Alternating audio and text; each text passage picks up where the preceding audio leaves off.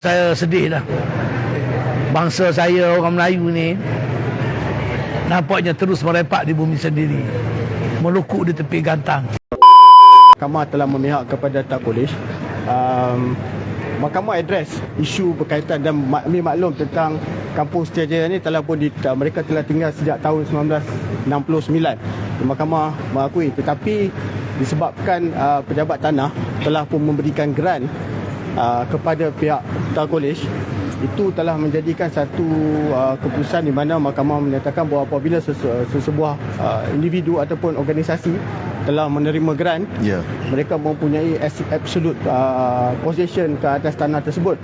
Walaupun pada saat dan ketika itu kita telah menunjukkan bukti-bukti kepada mahkamah bahawa kehadiran penduduk Kampung Setiajaya ini telah tinggal dan menetap di atas tanah itu sebelum tanah itu diberi milik kepada Tak Kolej. Itu telah kita bawakan isu ni kepada pihak mahkamah. Dan sebenarnya kita nak sangat sebenarnya kita mohon untuk aturan 89 ini diketepikan sebab ini ada isu untuk dibicarakan, dan kita akan memanggil pihak-pihak seperti pejabat tanah untuk kerajaan dan juga dan memanggil saksi untuk mendengar sama ada penduduk ni dah tinggal ke belum sebelum tu. So kita minta kalau boleh mereka ada equitable right ke atas tanah tersebut. Itu kita punya hujahan kita lah. Tapi mahkamah ini memutuskan berpihak kepada Tak Kolej, di mana dimaklumkan oleh peguam saya Saudara Pak Iskamal. Mahkamah telah putuskan dan kita akan filekan rayuan lah. Dan dalam pada masa yang sama kita akan mencari jalan dan solusi yang terbaik kepada nasib kepada penduduk Kampung Setiajaya lah. Mereka ini telah pun menduduki kawasan telah sekian lama. Jadi kebetulan pula dalam Kampung Setiajaya ini ada lebih kurang 98 keluarga daripada veteran. Jadi kalau ikut dalam Perintah Majlis Angkatan Tentera 1973, setiap anggota tentera layak untuk mohon 2 lot tanah perumahan dan 20 ekar tanah pertanian di mana-mana seluruh Malaysia. Sebab tu mereka terlibat dalam projek buku hijau. Jadi mereka terlibat dalam buku hijau atas dasar tanah pertanian, dan mereka buat rumah atas dasar 2 lot tanah perumahan yang telah diluluskan oleh Parlimen, dan ada Akta Pemerintah Majlis Angkatan Tentera 1973 yang telah diluluskan. Jadi kita memohon kepada Perdana Menteri yang ada sekarang, Datuk Seri Anwar Ibrahim, dan juga Menteri Wilayah dan juga Dewan Bandaraya Kuala Lumpur untuk melihat perkara ini, untuk menegakkan keadilan kepada peneroka-peneroka khususnya veteran. Jadi kawasan ini adalah kawasan tanah. Mereka adalah layak untuk memohon, dan mereka adalah pejuang yang membela tanah dan air. Mereka menduduki kawasan itu atas saranan buku hijau 1976. Hari ini satu lagi peristiwa malang bagi orang-orang Melayu untuk mendapat tanah yang menjadi milik. Bumi Malaysia ini adalah milik orang Melayu. Malangnya hari ini penduduk Kampung Setiajaya gagal. Keputusan mahkamah ialah mereka kena pindah dalam tempoh 18 bulan. Saya menjangkakan sekurang-kurangnya mahkamah bagi peluang untuk kes ini dibicarakan. Walaupun ada peruntukan dia guna undang-undang di mana mereka boleh mohon untuk halau penduduk, tetapi sekurang-kurangnya mahkamah juga saya berharap berlaku adil. Setidak-tidaknya diizinkan ada perbicaraan. Bila berlaku perbicaraan, barulah kita boleh dapat maklumat yang mendalam, iaitu sejarah mengenai dengan tanah ni, kronologi. Sebab isu yang diputuskan kerana tanah ni sudah diberi kepada pihak Kolej Tengku Abdul Rahman.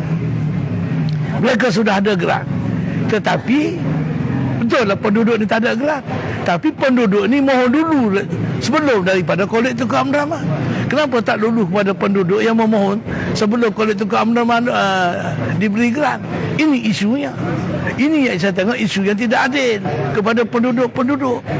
Dan yang kedua pula, bila diberi kepada Kolej Tengku Abdul Rahman, apakah Kolej Tengku Abdul Rahman akan guna tanah tersebut untuk tapak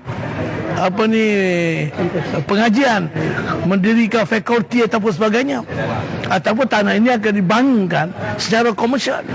Itu kita nak tahu.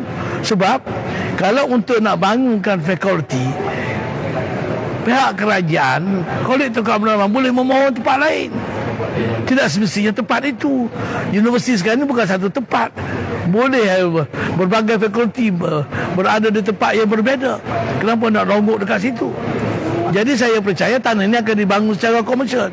Nilainya bukan kecil, bilion. Kalau nilai bilion, orang yang patut dapat tanah ni dapat 30,000 dengan 10,000 papasan pindah dengan nilai mungkin mencecah 1-2 bilion. Ini mana keadilan ini? Segi moralnya, bagaimana kita harus bela kepentingan rakyat, apatah lagi orang Melayu. Dan orang ni dah lama masuk zaman tahun 70-an, dan dalam pengetahuan Allahyarham Tun Abdul Razak di bawah program buku hijau, kerana 13 Mei berlaku tahun 69, penduduk Melayu di Kuala Lumpur ni tak ramai, maka dibawa penduduk orang Melayu di luar daripada Kuala Lumpur masuk Kuala Lumpur, termasuk orang Kelantan. Saya dimaklum begitu. Jadi oleh kerana mereka ni sudah berkorban, apatah lagi mereka ni bekas tentera, janganlah halau macam ni. Tak boleh salahkan mahkamah, sebab mahkamah dia point of law. Kononnya sebab mereka diberi kolektor keamanan dah ada geran. Jadi kenapa tak bagi geran kepada penduduk-penduduk sebelum ini? So kalau nak bagi papasan pun biarlah masuk otak sikit. Jangan 30,000 nak beli apa? Nak beli warung tepi jalan pun tak cukup. Nak beli kebaya pun tak cukup. Sama juga di Kelantan dulu, di Kampung Palu. Roboh rumah 500, pindah 500. Ini gila kan? Ini 30,000 rumah di Kuala Lumpur ni, rumah mampu milik rumah biasa pun 120,000, 150,000. Ni 30,000 nak buat apa? Nak buat apa? Jadi apa pun saya sedih lah.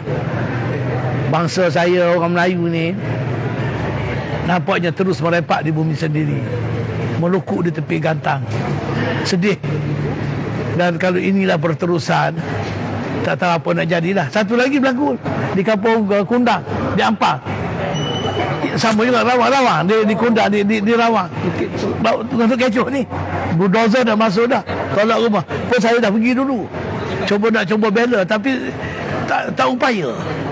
Jadi saya haraplah penduduk kampung Setia Jaya ni bersatu, bersabar, kena ada keyakinan, dan lawyer pun ke bawah merayu, dan kita harap kalau boleh lah setidak-tidaknya kes ni dapat dibicarakan.